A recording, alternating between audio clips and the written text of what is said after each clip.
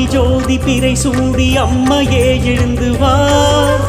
யாக ரிஷியோடு பேசி அருளாட தேவியே மகிழ்ந்து வா கலப்பை மூனை கொண்டு மனப்பை உழுகின்ற சிறப்பை நான் சொல்லவா மூக்க முகம் கொண்டு வார்க்கும் அருள் காட்டும் தீர்க்க சுமங்கலியே வா ஆதிவாராகி ஜோதி பிறை சூடி அம்மையே எழுந்து வா தேவியே மகிழ்ந்து வா